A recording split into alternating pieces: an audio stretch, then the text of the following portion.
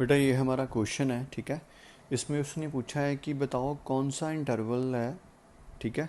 यहाँ पे ये वाला फंक्शन इंक्रीजिंग है एंड डिक्रीजिंग है, ठीक है। हमने वो इंटरवल पता करने हैं कि किन किन इंटरवल पे ये फंक्शन इंक्रीजिंग है एंड ये फंक्शन डिक्रीजिंग है, ठीक है। तो अभी जैसे मैंने आपको पिछली वीडियो में समझाया था बेटा, जो वर्किंग प्रोसीजर था क्वेश्चन को अटैम्प्ट करने का, तो उनके स्टेप्स को हम फॉलो करते हैं इसके अंदर।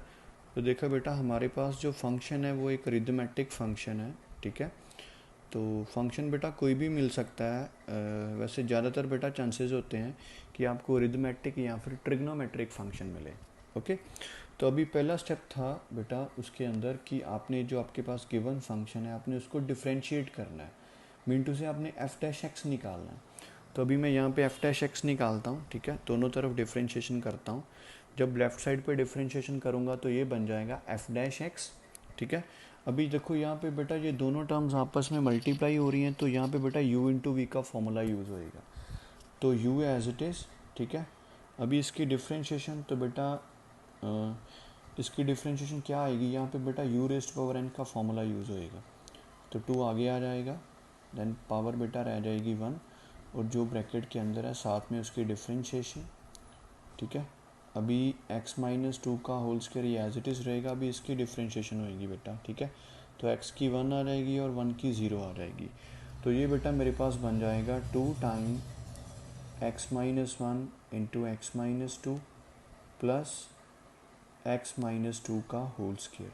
तो ये बेटा मेरे पास f डैश x की वैल्यू आ जाएगी। अभी नेक्स्ट स्टेप है कि मैंने इसको 0 के इक्वल सब्स्टिट्यूट करना है।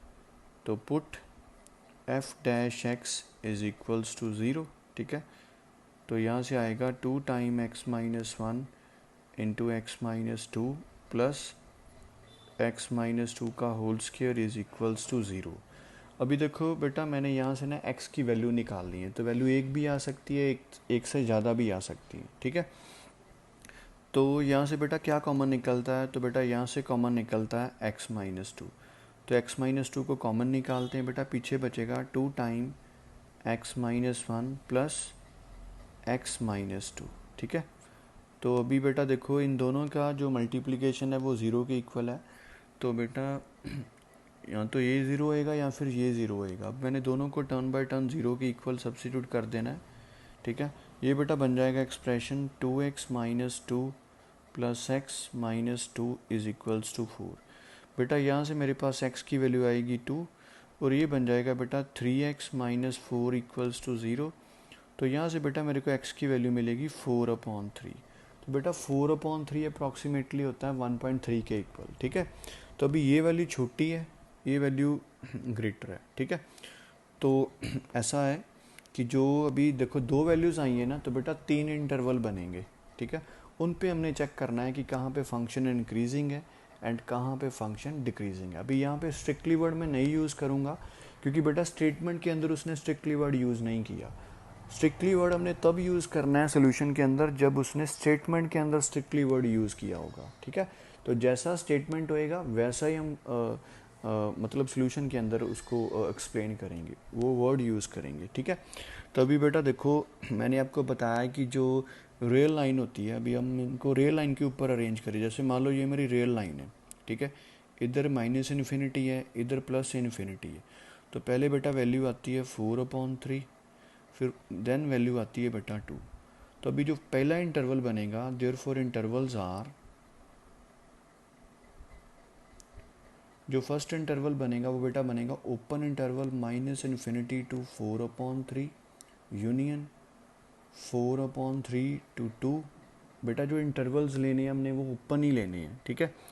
नेक्स्ट आएगा बेटा 2 टू इन्फिनिटी, ठीक है।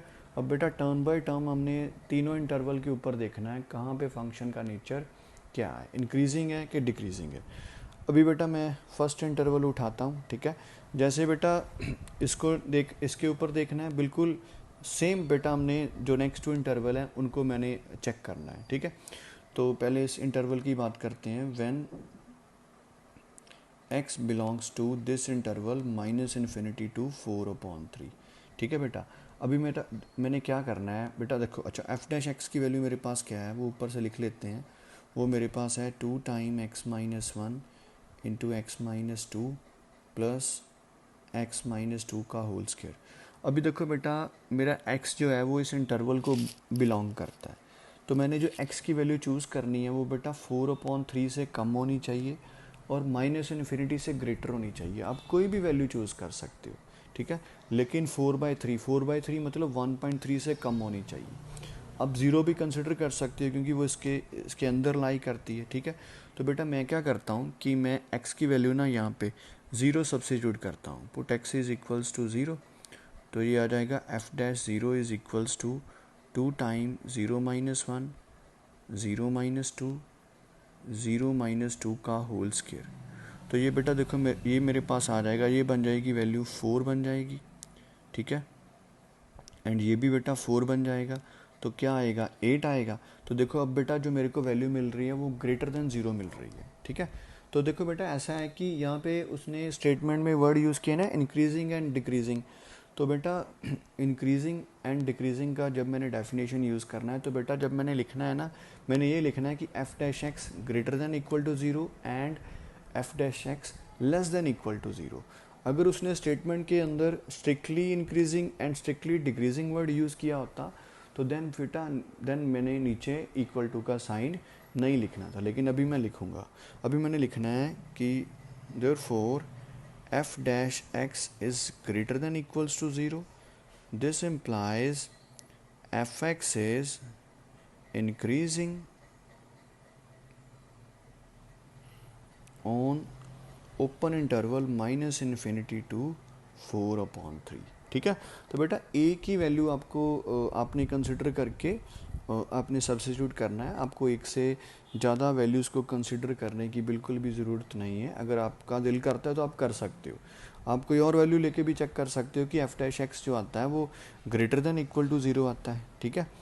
तो इससे यहाँ देखो ये डेफिनेशन होल्ड कर गया इंक्रीजिंग का, तो इससे मेरे को ये पता चल गया भी इस इंटरवल पे फंक्शन क्या करता है, वो इंक्रीज़ करता है। इसी तरह से बेटा मैंने इस इंटरवल पे चेक करना है, इसी तरह से बेटा मैंने इस इंटरवल पे चेक करना है, ठीक है। तो मतलब जैसे मान लो कि अगर मैं ये वाला इंटरवल कंसिडर करता हूँ, तो यहाँ पे देखो बेटा यहाँ पे वैल्यू है 1.3 से लेके 2 तक। तो बेटा आपने जो x की वैल्यू चूज़ करनी है वो 1.3 से बड़ी होनी चाहिए और 2 से कम होनी चाहिए।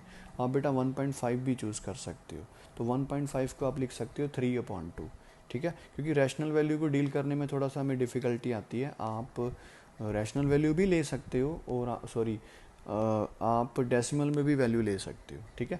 तो यहाँ पे डिपेंड करता है। तो आपने वो वैल्यू यहाँ पे एफ डैश एक्स के अंदर सब्स्टिट्यूट करनी है, फिर आपने देखना है कि answer greater than equal to zero आता है कि less than equal to zero आता है। अगर less than equal to zero आ गया तो फंक्शन डिक्रीज़ करेगा, अदरवाइज़ फंक्शन इंक्रीज़ करेगा। फिर इसी तरह से बेटा हमने नेक्स्ट इंटरवल चूज़ करना है। यहाँ पे मेरे पास है 2 टू इन्फिनिटी, तो आपने जो x की वैल्यू चूज़ करनी है वो 2 से ग्रेटर होनी चाहिए और इन्फिनिटी से कम होनी चाहिए। आप 3 भी ले सकते हो, आप 4 भी ले सकते हो। तो बेटा इस तरह से आपको एग्ज़ाम में क्वेश्चन आएगा और इस तरह से आपने उसको कंप्लीट करना है, ठीक है। ये वाले बेटा जो मेरे को x की वैल्यूज़ मिलती है ना यहाँ पे, जैसे यहाँ पे मिली है मेरे को एक 2 मिली और एक 4/3 मिली है, इनको बेटा हम क्रिटिकल पॉइंट्स बोलते हैं, इनको हम टर्निंग पॉइंट्स बोलते हैं। जब हम नेक्स्ट कॉन्सेप्ट स्टडी करेंगे ना, तो मैं वहाँ पे आपको बताऊँगा कि ये क्या होते हैं, ठीक है। तो ये था हमारा इंक्रीजिंग एंड डिक्रीजिंग फंक्शन का एप्लीकेशन। तो मैं अभी आपको क्वेश्चंस दूंगा, आप उनकी प्रैक्टिस करना, ठीक है। तो जो इसका रिमेनिंग पोर्शन है वो हम नेक्स्ट लेक्चर में डिस्कस करेंगे आपके साथ।